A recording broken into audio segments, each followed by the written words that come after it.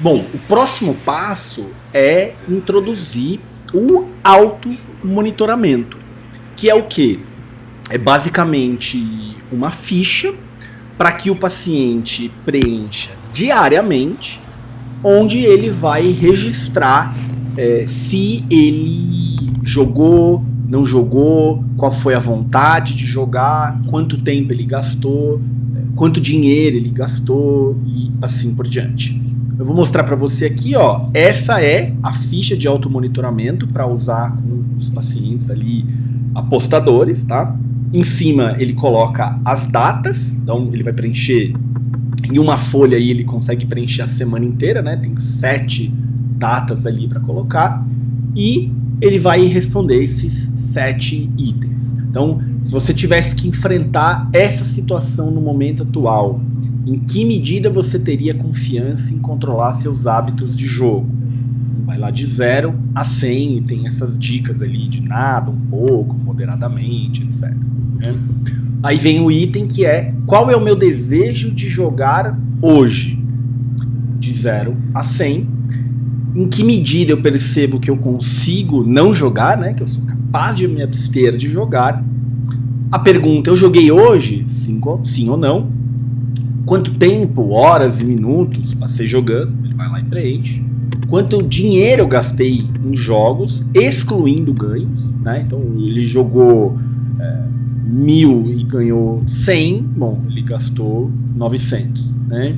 E ali o item 7 é para ele fazer algum apontamento sobre como ele estava se sentindo, eventos que eventualmente possam ter acontecido naquele dia, naquele momento, ok? Então a ideia é que o paciente tenha essa ficha impressa, toda a sessão ele te apresenta para que você consiga ter esse panorama, tá? Por que isso é tão importante assim? Primeiro porque ele te ajuda a focar nos elementos mais importantes da semana. Então às vezes o paciente te contar um resumo da semana não dá conta exatamente de explicitar onde precisa intervir, no que precisa intervir, exatamente o que precisa ser trabalhado, tá? Tem uma outra coisa que as pessoas que têm problema de jogo, elas tendem a subestimar a gravidade da situação. Então você poder ter esse panorama diário até ajuda o paciente a ir se conscientizando. Ele vai ganhando um autoconhecimento sobre quanto tempo ele joga, quanto ele gasta, né? Às vezes ele não tem muita noção disso. A partir do momento que ele tem que calcular essas coisas, isso faz ele se tornar ali mais consciente disso, tá? Vai fortalecendo a sua capacidade de autoobservação, de autoconhecimento, né? O item 7 ali de estado de espírito, eventos particulares, ele começa a ver eventuais gatilhos, algumas emoções ligadas ao jogo, né? Então é uma maneira de você acompanhar o progresso na terapia, tá? Quem já me conhece, quem já assistiu outras aulas minhas, sabe que eu sempre digo que não existe você fazer prática baseada em evidências sem fazer algum tipo de automonitoramento, ok? Bom, onde que a gente está aqui do ponto de vista deste curso Avaliação e Tratamento? A gente basicamente aqui está encerrando a parte de avaliação. Você entendeu toda a problemática relacionada aos jogos de azar, aos jogos online, Tigrinho e Bets, que invadiram o Brasil aí nos últimos tempos, certo? Você aprendeu a fazer a entrevista clínica, a usar uma escala, você aprendeu ali a trabalhar a ambivalência do paciente, a colocar os objetivos, a introduzir o automonitoramento para acompanhar o que está acontecendo ao longo de todas as sessões de terapia. Daqui para frente, a gente começa já a chegar na intervenção. O começo da intervenção diz respeito à psicoeducação. A psicoeducação é bem importante nos jogos de azar, na pessoa que tem problema com jogos online, tá? Ela é uma intervenção importante para várias coisas, mas neste tipo de problema ela é especialmente importante, tá? Ela tem uma função, inclusive, de reestruturação cognitiva em alguns aspectos, de entender ali a diferença entre chance, jogos de habilidade, você vai ver coisas bem importantes, tá bom? Então, se você ficou com alguma dúvida até aqui da parte de avaliação, volta, reveja o curso, aprenda a usar a entrevista, aprenda a usar a escala, tá? Isso tudo vai ser importante para você fazer uma boa intervenção, oferecer um bom tratamento. Obrigado e até a próxima aula.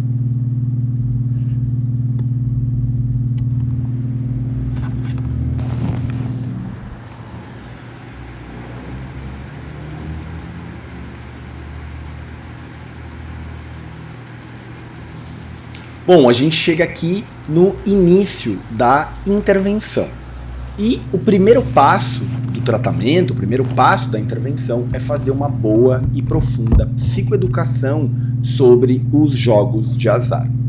Um dos objetivos é você levar o paciente a entender que os jogos eles são feitos, eles são projetados, eles são programados para que o jogador perca e a casa, o jogo, sempre ganhe.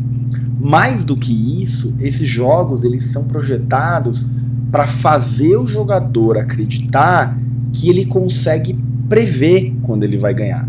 Como se o jogador conseguisse achar a melhor maneira de ganhar o prêmio, como se ele conseguisse dominar a programação, né? Como se o jogador pudesse ter uma estratégia que sim vai fazer ele ganhar.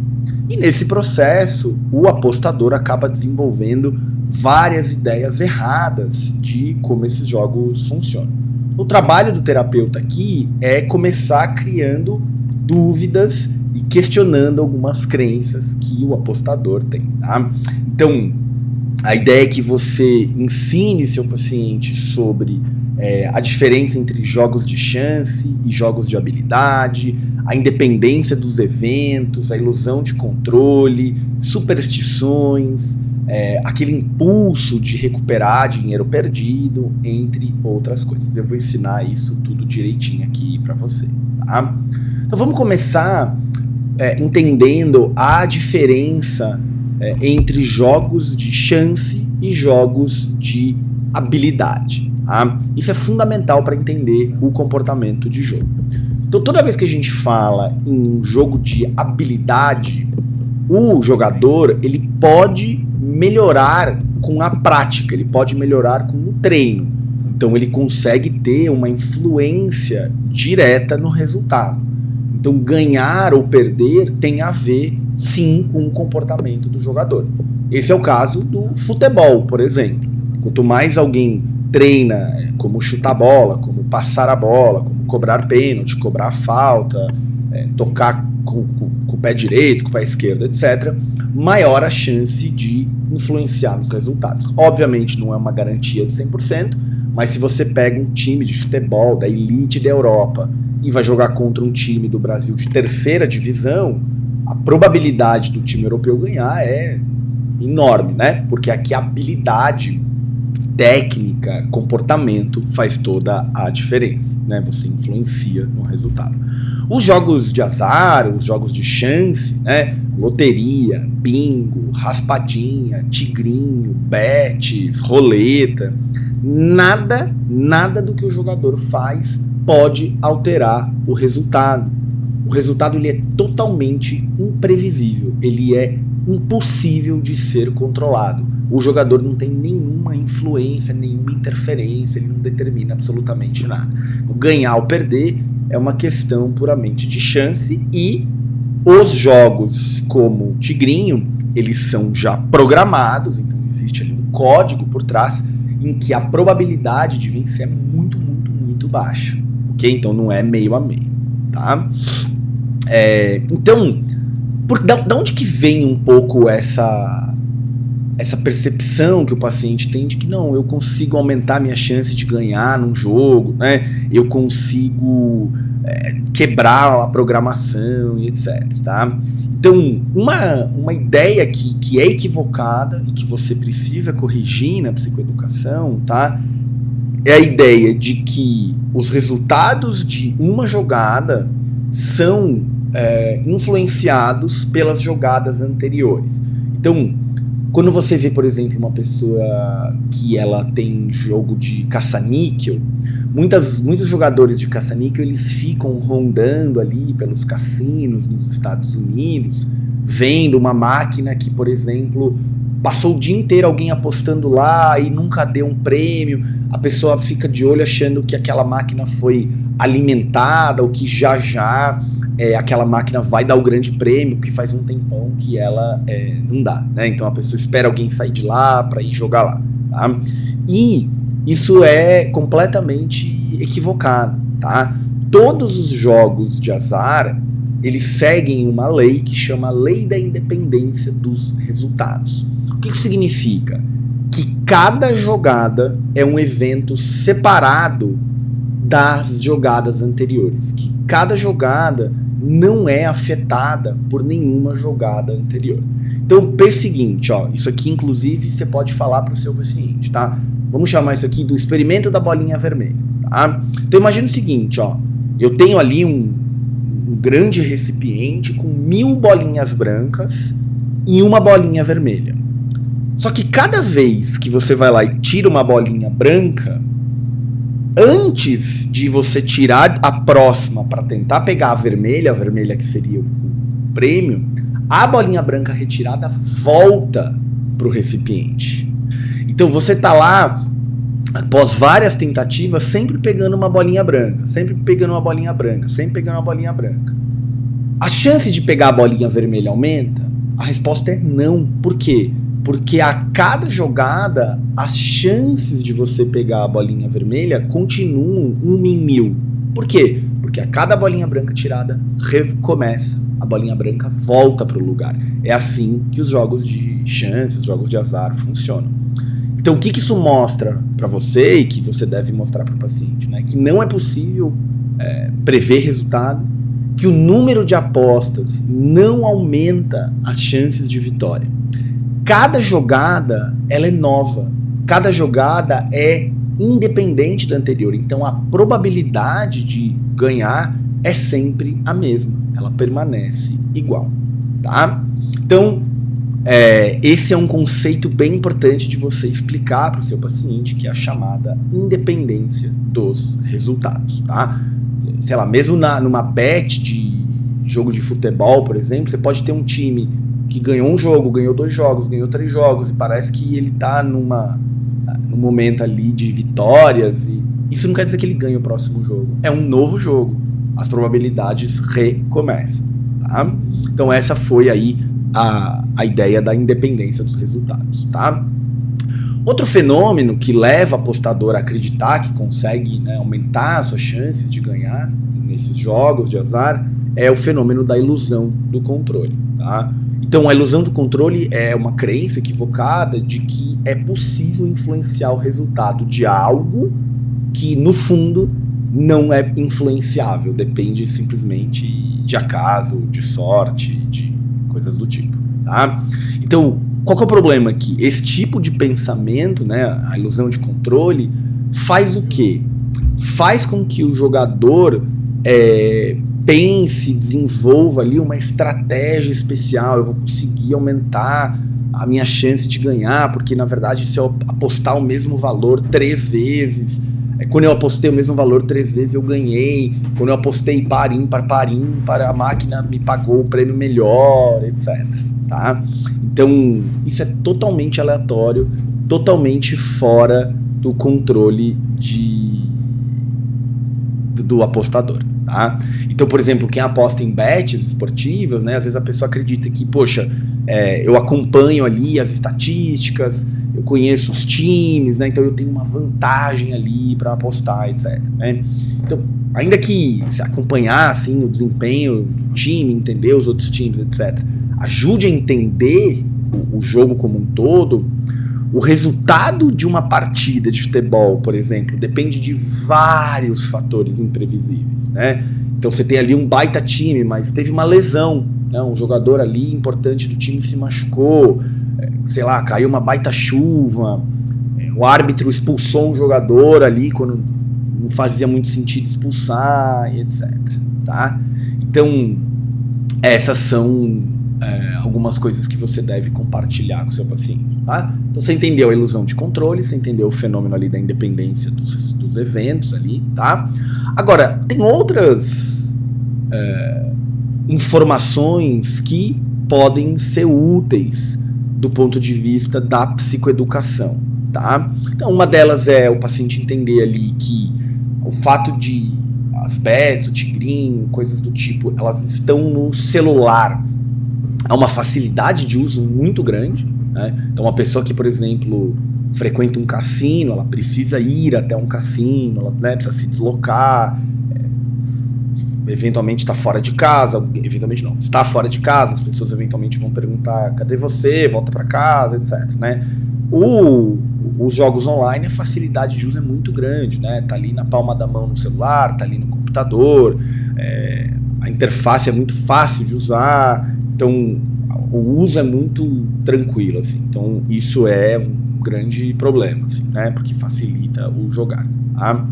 É importante que o teu paciente saiba também que o marketing que ele vê, né, na televisão, no rádio, na internet, ele é um marketing falso, né, porque eles vão lá e mostram alguma celebridade, algum influenciador ganhando, né, então o marketing ele vai dando essa ideia de que, ó, tá vendo, fulano ganhou, ó, fulano valida, que é legal, né, e isso pode ir criando ali uma expectativa irreal de sucesso, né, de que vai conseguir ganhar, né, então, o meu craque favorito fala da bet, aposta, e aí recebeu lá uma grana para divulgar e se mostrar ganhando, né? Então entender que tudo isso é marketing, tá bom?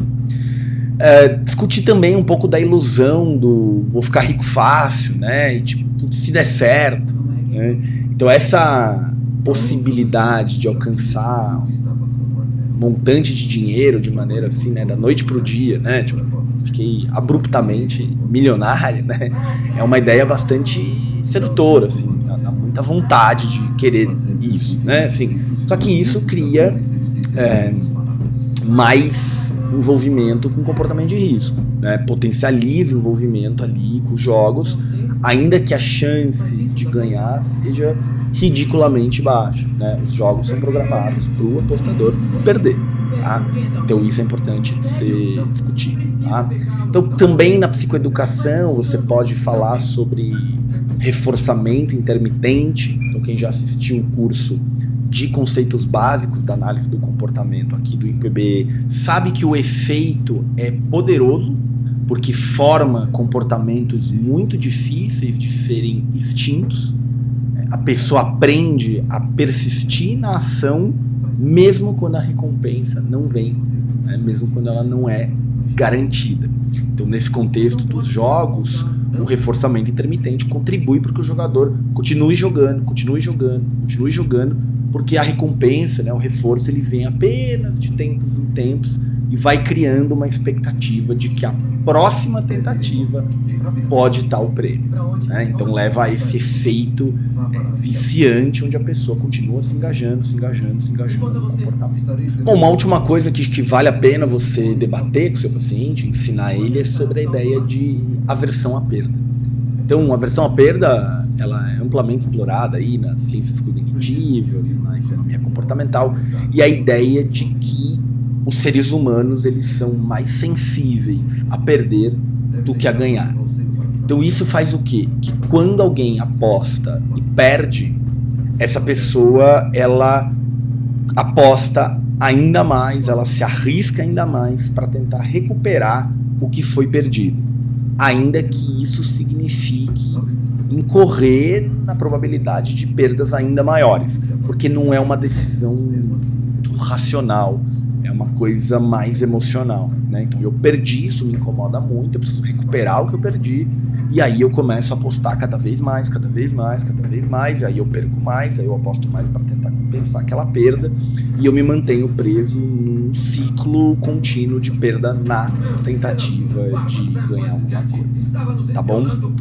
Então, olha quantos elementos você tem como terapeuta para ensinar o seu paciente apostador em jogos de azar, em bets e tigrinhos, sobre os mecanismos aí psicológicos que mantêm ele jogando, como o jogo é programado, como que essas crenças que ele desenvolveu sobre conseguir driblar a programação do jogo são equivocadas e assim por diante, tá bom? Tenho certeza que isso aqui vai ser útil para o seu atendimento, ok? Além disso, existe uma segunda parte relacionada à psicoeducação que diz respeito à psicoeducação sobre as situações de risco.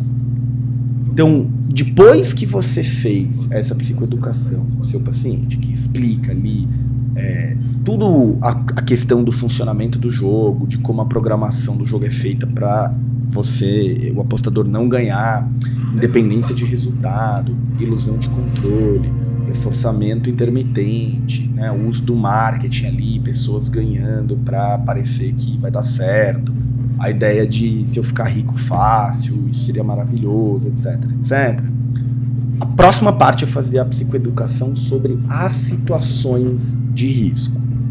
Cada paciente, cada indivíduo, ele vai ter as suas próprias situações de risco. Entretanto, a literatura científica já mostrou pra gente algumas situações que elas são mais universais. E é isso aqui que eu vou abordar com você agora, tá? Primeira coisa diz respeito, obviamente, à exposição ao jogo. Então, estar em locais de jogo, obviamente, é uma das situações de maior risco. A pessoa está ali diretamente envolvida, está no contexto em que o jogar se torna necessário ou provável, né? Então, é basicamente você querer resistir a comer doce e ter aqui ao seu lado o teu bolo preferido, o teu doce preferido, e assim, super bem feito e bonito e cheiroso, né? Não é muito difícil de você abrir mão disso, tá? Mais difícil do que se não tivesse bolo nenhum perto de você, tá? Quando você vai para a literatura de intervenção para dependência de jogos como um todo, né, mas especialmente jogos de azar, uma das primeiras coisas que se busca é diminuir a exposição ao jogo. De que maneira, né? Então a pessoa ela joga depois do trabalho num determinado cassino. Então se cria estratégias para que essa pessoa escolha um caminho alternativo para ir para casa, para que ela não passe em frente ao cassino, etc. Só que aqui a gente tem um problemão, né? Porque nestes jogos que nós estamos falando neste curso aqui, o jogo é acessado por um app de celular. Então, a exposição, ela é constante. Ela é muito mais difícil de evitar, né? O acesso ao jogo está literalmente na palma da mão, né? Então, algumas coisas que podem ser feitas para reduzir esse acesso, né? Essa vontade, esse desejo, essa compulsão aí de jogar nos apps, tá? Um passo simples, mas que é eficaz, é simplesmente deletar o app do jogo, né? Então, tirar do celular aquele aplicativo, então isso reduz a probabilidade, obviamente, da pessoa jogar num momento de impulso, porque você está tirando o acesso imediato, você está tirando a exposição, né? E aí, provavelmente você está pensando assim, tá, mas ele vai lá e instala de novo. Isso, obviamente, pode e provavelmente vai acontecer, tá? O que dá para fazer é usar algum tipo de aplicativo, algum tipo de ferramenta que bloqueia o acesso a determinados sites, a determinados apps. Então, pressupondo aqui que você conseguiu motivar o paciente a parar de jogar ou a diminuir consideravelmente o quanto ele joga, que ele está disposto, ele está engajado, dá para usar essas ferramentas, né? Seriam aí talvez controladas por um terceiro, né? Um familiar, um amigo, um cônjuge, seja quem for, né? Então, eu sei que, por exemplo, em Android dá para criar perfil de trabalho. Você cria um perfil de trabalho no celular e você consegue impedir ali que o determinado aplicativo seja usado. Existem alguns softwares de controle parental né? Então daria para gerenciar, dá para bloquear a instalação de determinados aplicativos. Tem várias maneiras aí de fazer o impedimento da instalação ou de abrir num determinado site de computador. Isso é possível de ser feito, tá bom? Então são formas aí de limitar o acesso ao aplicativo. Mas, como você percebeu, provavelmente isso vai depender de um terceiro quando o paciente não dá conta de desinstalar e parar de instalar novamente, ok? Outra coisa importante aqui no campo da psicoeducação sobre as situações de risco diz respeito à falta de ocupações e atividades. Então, às vezes a pessoa começou a jogar até por não ter, sei lá, muito o que fazer, tá meio entediado, não tá interessado em outras atividades. E aí, se a pessoa para de jogar, isso significa que o paciente vai ter muito tempo extra, né? Ele vai ter um tempo que precisa ser preenchido, né? Então, aqui vai ser importante que essa pessoa tenha atividades a fazer, se mantenha ocupada, ela, né, evitar o tédio, basicamente, tá? Se esse paciente ele não tiver muita ideia sobre o que ele pode fazer, como ocupar esse tempo, você, como terapeuta, pode e deve ajudar a criar uma lista de atividades, hobbies interessantes, né? Maneiras de afastar um pouco ali o paciente do impulso de jogar, tá? Outra coisa importante diz respeito aos problemas do dia a dia, né? Então, há pacientes que jogam para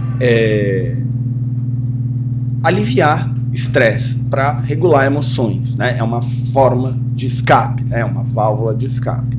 Uma dificuldade no trabalho, conflito familiar, problema de relacionamento, problemas do cotidiano como um todo podem aumentar o desejo do jogar, né? Como essa maneira aí de regular as emoções, né?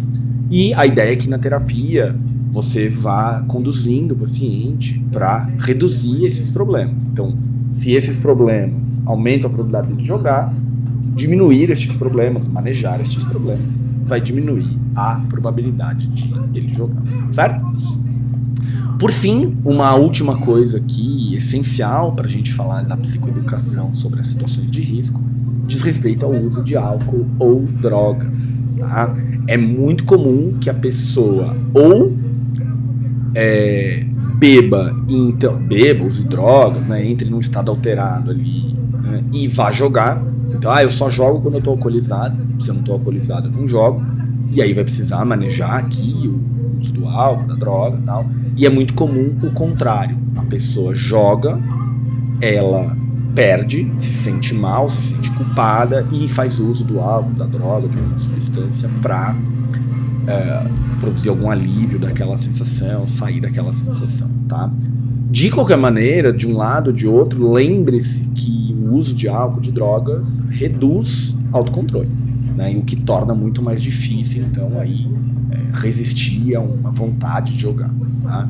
Então, se o seu paciente ele faz uso de álcool e ou de drogas, isso está conectado com o jogar, certamente isso vai precisar ser alvo de intervenção. Naturalmente, eu não vou ensinar neste curso o tratamento para dependência química, abuso de álcool ou abuso de drogas, ok? Isso é um curso à parte. Bom, enfim, resumindo, a psicoeducação sobre os jogos de azar aborda como esses jogos são projetados para enganar o jogador, levando ele a acreditar que ele pode prever vitória, ele consegue influenciar nos resultados, né? Então, no começo, você deve ajudar o teu paciente a entender o conceito de chance, diferenciar jogos de chance de jogos de habilidade, desmistificar aquelas ideias errôneas, né, do tipo jogadas anteriores influenciam as próximas, e coisas como o marketing, a facilidade de acesso, reforçamento intermitente, ilusão de controle. Tudo isso aqui acaba reforçando, sustentando, levando o comportamento de apostar a se manter ou até aumentar de frequência, tá bom? Dito isso, lembre-se também da importância da psicoeducação sobre as situações de risco, né? Então a importância de evitar locais de jogo. Então, quando a gente está falando de apps de celulares, né, excluir o app, usar alguma maneira de bloquear a instalação, acesso, e naturalmente resolver coisas que estão conectadas ao jogo excessivo, ao jogo em que o paciente está perdendo ali um monte do seu patrimônio, né? Falando do uso de drogas, problemas do cotidiano, etc. Bom, feita a psicoeducação, a gente vai para os próximos passos do tratamento. A gente se vê na próxima aula. Obrigado pela sua atenção.